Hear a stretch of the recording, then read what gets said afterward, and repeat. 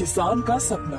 एक बार कालेश्वर नामक एक गांव में कृष्णवीर प्रसाद नामक एक व्यक्ति अपनी पत्नी के साथ रहता था, जिसने एक पुत्र को जन्म दिया। अपने पुत्र के नामकरण के दिन उसको हरि प्रसाद का नाम दिया गया। गांव के सारे संत, ज्योतिषी और धार्मिक साधु जो इस नामकरण के उत्सव पे आए थे, सबों ने ये बोला कि हरि प्रसाद बड़ा होकर अपनी परिवार की संपत्ति को द्विगुना कर देगा। कृष्णा और उसकी पत्नी इस वरदान को लेकर बहुत प्रसन्न हो गए। अब बचपन से ही हरि प्रसाद ये सुनते आ रहा था कि उसके कारण परिवार की संपत्ति द्विगुना हो जाएगी, तो वो बहुत अमीर बनने के सपने देखते देखते बड़ा हुआ।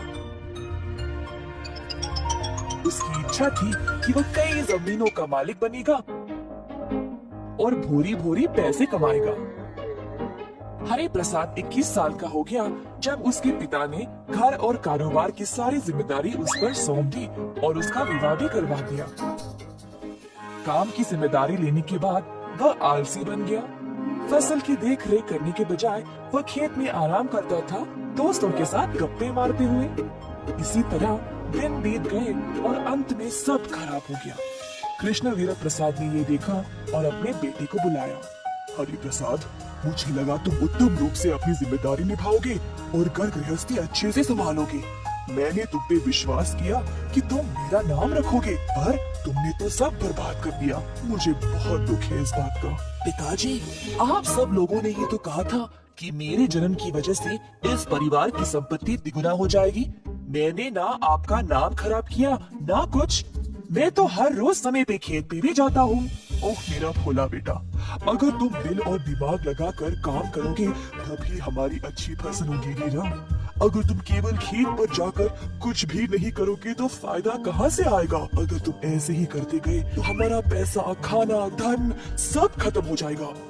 अभी तो जागो और अपना कर्तव्य निभाओ। हरि प्रसाद को अपने पिताजी की बात समझ आ गई। मैंने इतने दिन बर्बाद किए, इतनी छोटी सी बात थी और मुझे समझ नहीं आया। बिना काम किए मैं परिवार की संपत्ति को तिगुना कैसे कर सकता हूँ। पिताजी, मुझे क्षमा कर दे। मुझे अपनी गलती का एहसास हो गया है और मैं ऐसा कभी नहीं करूँगा। मैं वादा करता हूँ आपसे, मेरा विश्वास करिए। हरि प्रसाद ने अपने पिताजी का आशीर्वाद लिया और चला गया। अपने वादे के अनुसार हरि अब रोज खेत पर जाकर काम को अच्छे से देखने लगा और सुनिश्चित किया कि मजदूर ठीक से काम कर रहे थे या नहीं। सबसे बेहतरीन फसल लाने के लिए हरि प्रसाद अलग अलग तरीके सोचने लगा खेती बाड़ी करने के लिए। उसकी पत्नी ने उसको कठोर परिश्रम करते देख उसके लिए भोजन ले जाने लगी खेत पर। फिर उसने अपने ससुर जी के सामने भी हरि प्रसाद की बहुत प्रशंसा की। जब पिताजी ने भी ध्यान दिया तो उन्होंने भी अपनी तरफ से खेती के लिए बेहतर मशीनों का प्रबंध किया। पर हरि प्रसाद अपने सपने के बारे में नहीं भूल पाया जो वो बचपन से देख रहा था। उसने देखा कि उसकी अच्छी खासी फसल निकलने लगी। उसको अनाज और बीज के 100 बोरियां निकलने लगे। परंतु हरि प्रसाद संतुष्ट नहीं था, क्योंकि उसका सपना और भी बड़ा था। वह अपने सपने को सच करना चाहता था, परंतु वैसा हो ही नहीं रहा था। हालांकि बाकी के लोग तो बहुत खुश थे। हरि प्रसाद से बात करने गए पर वो खुश ही नहीं था। उसके पिताजी की प्रशंसा भी काफी नहीं थी उसका मन बदलने के लिए। हरि प्रसाद बेटा, जरा देखो सब कितने खुश हैं, पर तुम इतने उदास क्यों हो?